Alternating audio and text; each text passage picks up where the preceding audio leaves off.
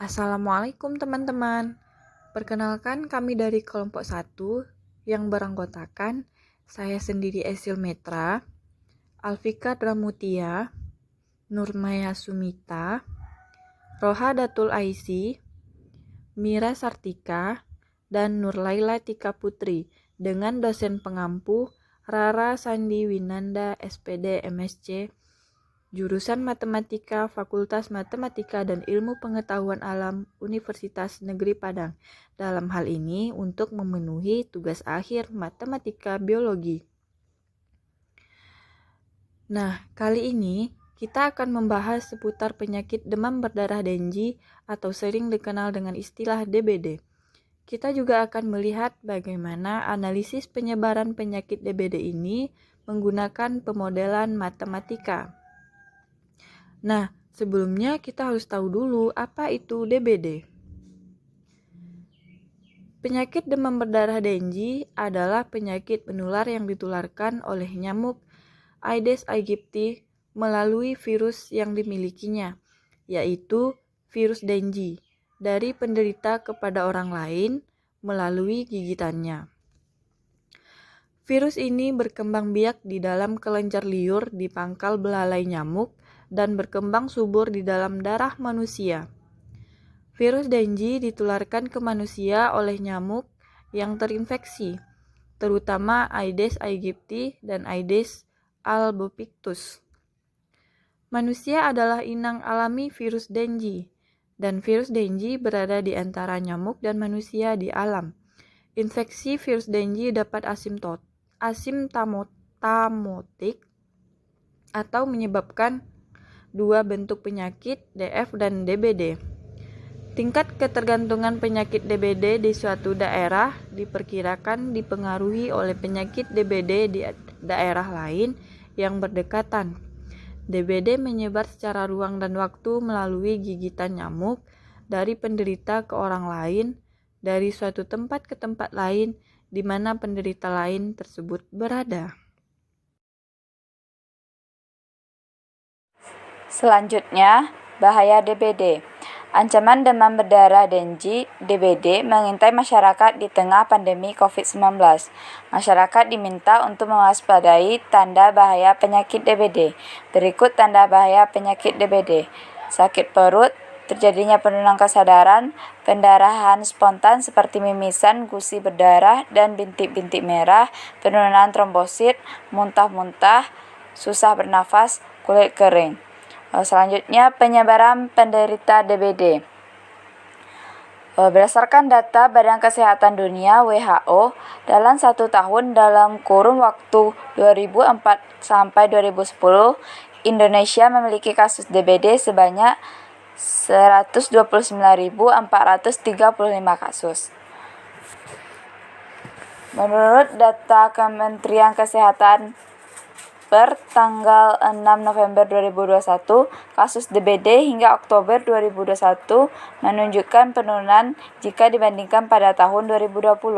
Pada tahun 2020, total kasus mencapai 108.303 kasus. Sementara Oktober 2021 sebanyak 37.646 kasus.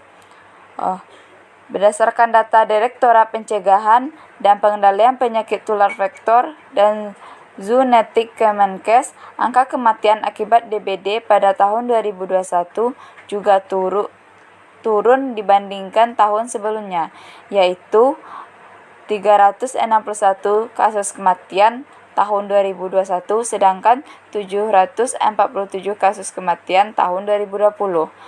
Tetapi jika melihat sebarannya, pada tahun 2020 yang terdeteksi hanya pada Pulau Jawa, Sumatera, dan Kepulauan Nusa Tenggara. Sedangkan pada tahun 2021 juga terdeteksi di Kalimantan dan Sulawesi.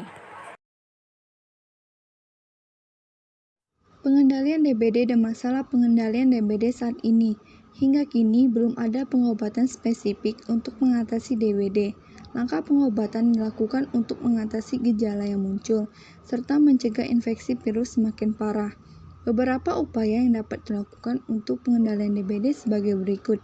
Banyak minum air putih, istirahat yang cukup, konsumsi obat penurun panas yang relatif aman dan dianjurkan dokter, membersihkan rumah dan lingkungan sekitar rumah, penyemprotan pembasmi nyamuk atau fogging, membersihkan bak mandi, menutup media penampung air, dan mengubur barang bekas.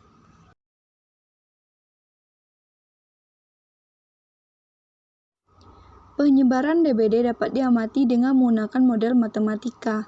Di sini kita akan menganalisis penyebaran penyakit DBD dengan tipe Siri-C. Dalam model ini, populasi manusia dibagi menjadi 4 subpopulasi, yaitu susceptible, infected, recovered, dan infected. Sedangkan populasi Aedes aegypti dibagi menjadi 2 subpopulasi, yaitu susceptible dan infected.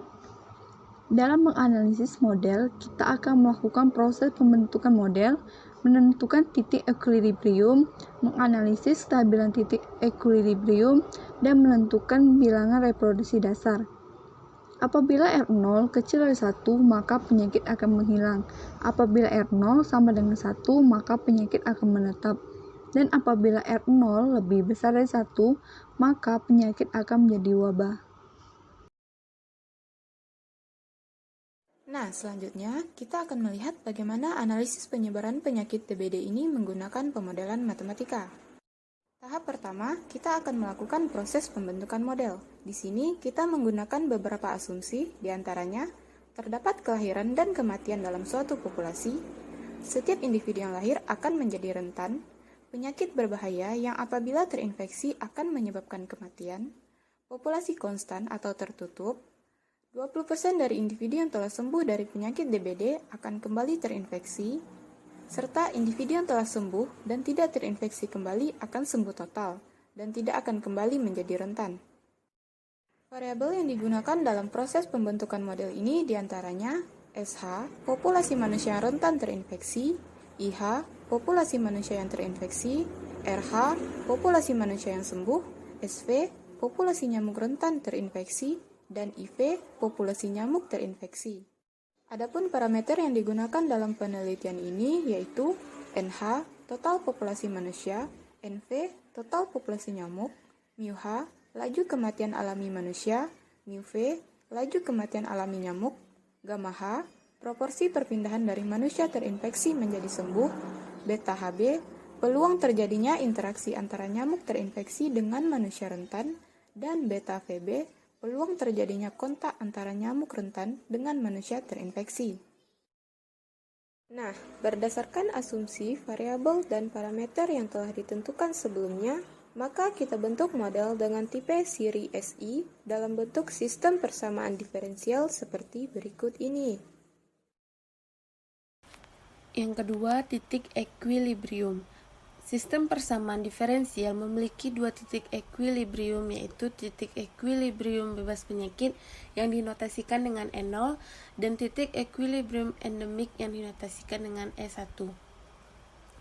Titik equilibrium bebas penyakit atau E0 sama dengan SH, IH, RH, SV, dan IV, sama dengan NH, 0,0, NV, 0.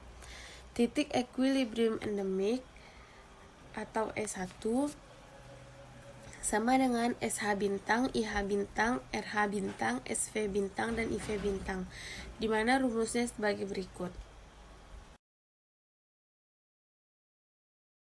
Yang ketiga, analisis kestabilan titik equilibrium. Analisis ini terbagi menjadi 2. Yang pertama yaitu analisis kestabilan titik equilibrium bebas penyakit yang memiliki determinannya sebagai berikut. Sehingga persamaan karakteristiknya adalah sebagai berikut. Persamaan di atas dapat ditulis menjadi tau pangkat 5 atau pangkat 4 ditambah B tau pangkat 3 ditambah C tau pangkat 2 ditambah D tau ditambah E sama dengan 0. Karena semua suku positif, maka sistem tersebut stabil. Maka syarat perlu dan cukup untuk stabil terpenuhi. Sistem stabil saat E besar dari 0. Yang kedua, analisis kestabilan titik equilibrium endemik yang memiliki determinannya sebagai berikut. Sehingga diperoleh persamaannya sebagai berikut. Selanjutnya, analisis kestabilan dapat dicari menggunakan kriteria Roth-Hurwitz. polinomial orde 5 mempunyai akar negatif pada bagian real jika dan hanya jika elemen-elemen mempunyai tanda yang sama, sehingga diperoleh titik equilibrium endemik stabil asintotik. Yang keempat, bilangan reproduksi dasar. Bilangan reproduksi dasar dapat dinotasikan dengan R0. Jika R0-nya kecil dari 1, berarti tidak terjadi endemik. Dan jika R0-nya besar dari 1, berarti terjadinya endemik pada populasi. Penentuan bilangan reproduksi dasar menggunakan metode Next Generation Metric. Metode Next Generation Metric ini didefinisikan sebagai berikut. R0 sama dengan M D inverse, di mana kita memilih M dan D inverse itu dari persamaan sebelumnya, sehingga diperolehlah R0 sama M D inverse. Selanjutnya, kita masuk ke bagian manfaat model matematika pada penyebaran penyakit demam berdarah.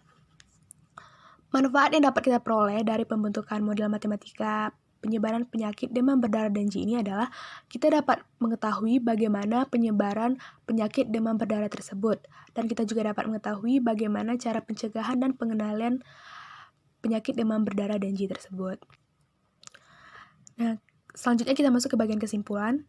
Dari beberapa pemaparan materi yang telah dijelaskan, kita dapat menarik kesimpulan bahwa model matematika penyebaran penyakit demam berdarah Denji ini atau DBD berbentuk sistem persamaan diferensial sehingga dalam analisis model tersebut diperoleh dua titik tetap, yakni titik tetap bebas penyakit atau E0 dan titik tetap endemik atau S1.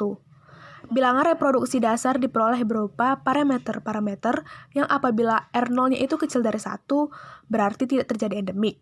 Jika R0-nya sama dengan 1, berarti penyakit akan menetap, dan jika R0 besar dari 1, berarti terjadi endemik pada populasi.